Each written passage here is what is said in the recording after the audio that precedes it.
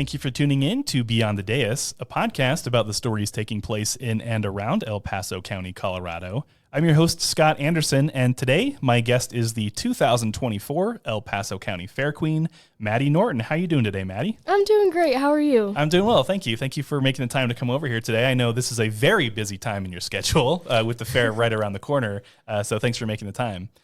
Before we get started, though, I want to quickly add that if listeners are interested in more stories about people doing good in and around El Paso County, or hearing from county leadership about local government priorities and how they operate, you can find additional episodes of this podcast on your podcast platform of choice.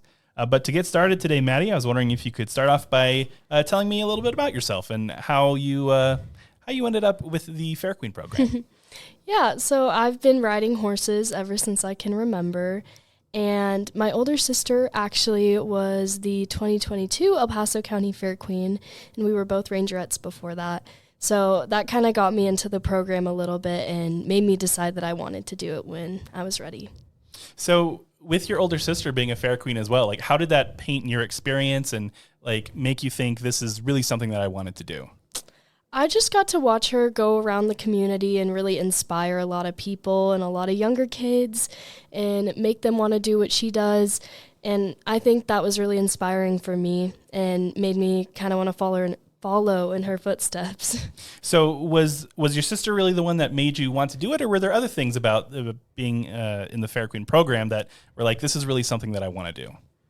I think the way that the fair really shows the Western heritage in El Paso County and the way that the Fair Queen program shows that made me want to be a part of it, because being a rangerette, you kind of learned that our Western heritage was not common anymore and no one really talked about it as much. So this was just another way to express that. Mm-hmm. So you've mentioned rangerette a couple of times. For those who may not be aware, maybe me being one of them, what is the rangerette program? Yeah, the rangerette program performs at Pikes Peak or Bust each year. They do a lot of community service around, and they are under the Range Riders. So if you know what the Range Riders are, they're like the female version of that. Okay. Very good. And so what is the process like for becoming the Fair Queen? I'm sure it's a large competition. A lot of people are involved. Can you talk about that process a bit and what it was like for you? Yeah, so each year of the fair, there's a contest held to decide who the next queen will be. And I had to go through a personal interview with judges, and I had to give a speech to the judges and people at the fair, so just like in front of a ton of people. And then I also had to do a pattern on my horse for my tryout. And what was the most difficult thing about that whole process, and what came the most natural to you? I would say the interview was probably the most difficult for me because I didn't have a ton of interview experience like some other people might have with jobs and stuff. So that was definitely a little bit more difficult for me to prepare for. Yeah. But I'd say the horsemanship part came pretty easily to me because I've been doing that for a pretty long time. Yeah. So is there a specific horse that you've been riding for a number of years, or can you pretty much just get on any horse and off you go? Yeah, I definitely switch out a couple horses throughout the years. Right now I have a big white horse named Bean, so he's my favorite right now. Awesome. And can you talk a little bit about that connection between rider and horse? That's something, I come from big city. I, don't really have a lot of experience being on a horse or even around horses, really. So talk to me a little bit about that experience, what it's like. Almost like having a partnership with the animal and being able to perform these maneuvers that you have to do for the competition. Yeah, it's like having a teammate. Like if you're on a team, you rely on your teammate and you have to trust them that they're going to behave in the arena or help you out with something. So a lot of it's trust for me. I have to trust my horse and my horse has to trust me that we're going to lead each other in the right way.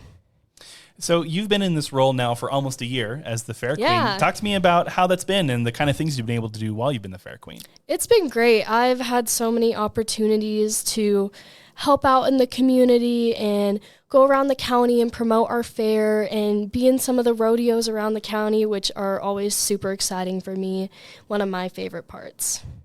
What is something that, let's say that there are some young ladies out there who want to be a part of the Fair Queen competition, what's something that they may not know about the Fair Queen that you didn't know coming into it, but now that you've done it for a year, you were kind of surprised to learn it was kind of part of the job?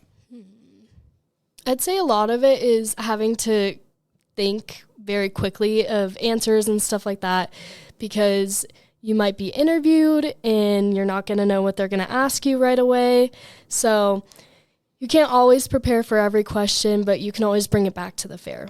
Yeah, that's, you know what? For someone who says the interview is the hardest part for you, you're doing a really good job there. So that's very good. So getting to the El Paso County Fair itself, can you talk a little bit more about why the fair is important and why residents of El Paso County should want to attend the fair this year? Yeah, so the fair is super important. It's been a tradition for 119 years in the county, which is a long time. And I think it really has something for everybody there. There's auto races, a demolition derby, different concerts each night, 4-H and FFA projects, some rodeo action you can watch, and obviously shopping and eating at some vendors and carnival rides, because it wouldn't be a fair without a carnival. Yeah, absolutely. Anywhere there's a funnel cake, you can probably find me there. Oh, so yeah. I'll definitely be at the fair this year. What are some of your favorite things about the fair? And what I know that there are a couple of new things coming to the fair this year. So talk about, what you enjoy, but also what some of those new things are as well. Usually my favorite event at the fair is the demolition derby, because it's super high energy and it really brings the community together, because it's definitely a fan favorite. Tickets are selling out for that, so be sure to go to elpasocountyfair.com to get tickets for the demo derby, because those go quick. But one thing I'm excited about this year that's brand new is we're doing a silent goat disco, which is going to be so fun. This is the second time I've heard about the silent goat disco, and I am very excited for it. So for people who may have missed that last conversation I had, silent goat disco, it's probably hard to get an idea in your head what that is. Can you talk about what that is a little bit? Yeah, so silent discos, I think, are becoming pretty popular. If you've ever been to one of those, you get a set of headphones and you get, I think, 3 different music options. And so it's like a disco, but you just hear what's going on in your headphones and no one else's. And then we decided to just throw some goats in there so you can dance with the goats. What are some other events at the fair that you think you can be improved by just throwing some goats in there? Ooh, maybe the demo derby. We could put a goat in a car. That could be kind of fun. Sounds like it would get a little dangerous. It might get a little dangerous. Yeah, that's great. So what are some of the other new events at the fair this year that people who are used to going to the fair may be new to them this year? Yeah, there's one that we're all super excited for, which is the Epic Eras Tour Party on Tuesday night. And so we're going to be celebrating our favorite person of the year. If you know, you know. She's dating a football player, and we're just going to listen to her music all night and party it up. Does that really narrow it down if it's a singer who dates a football player? There got to be a couple of them, right? So she's really, really popular right now. She has her Eras tour. Okay. I feel like, I may be a dad, but I'm not that disconnected. So I do know who you're referring to. So if people are interested in going to the fair, do they need to get tickets in advance? Like, what are some things they can expect when they're headed to the fair this year? Yeah, so go to elpasocountyfair.com, like I said, to purchase your tickets. But one great thing that the fair does every year is we have new deals each day. So it helps make the fair affordable to everybody. So one day we have Dollar Day, which is Wednesday, July 17th. So general admission's only $1. And then on July 15th, it's El Paso County Day. So it's free admission for everybody. So there's a ton of different days and a ton of different deals each day. So we've talked a lot about the new stuff that's going to be at the fair this year. For someone who themselves is new to the fair, maybe hasn't been to our fair or any fair before, it's definitely possible. What are some of the mainstays of the fair? Like, what are things that people can expect to see every year when they come? Yeah, so there's 4-H shows every year, and there's a livestock sale with the 4-H kids on the very last day of the fair. So be sure to come to that. And there's also a concert that we added this year, which will be in the grandstands on Friday night. It has Michelle Lambert and Jessica Lynn, which are new up-and-coming artists, so be sure to come support them. We also have a wide variety of fair foods and vendors, so there's definitely a food option for everybody there. And we also have 16 concerts in total, so 2 a day, and they are free. Well, free is always good. Free entertainment is my kind of thing. So that sounds exciting to me. So in that stuff you talked about, you mentioned 4-H shows. 4-H is not something I grew up around or with. And so for people who may be unaware what 4-H is, can you talk about what that program is a little bit and how it connects to the livestock aspect of the fair? So 4-H is a youth program that helps kids get the opportunity to learn different projects and develop life skills. And one of those projects they can do is livestock. So that is where the livestock show comes in. Got it. That sounds great. So we've covered quite a bit of ground here. I was just wondering if there's anything else that you want to add about the Fair Queen program, about the fair itself, that you think would be important for listeners to know about.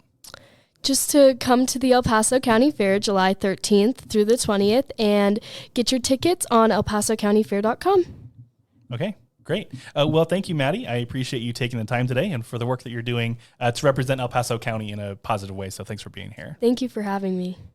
If you are interested in listening to additional episodes of Beyond the Dais, you can find us on Podbean or wherever you get your podcasts. Thanks for listening, and we'll see you next time.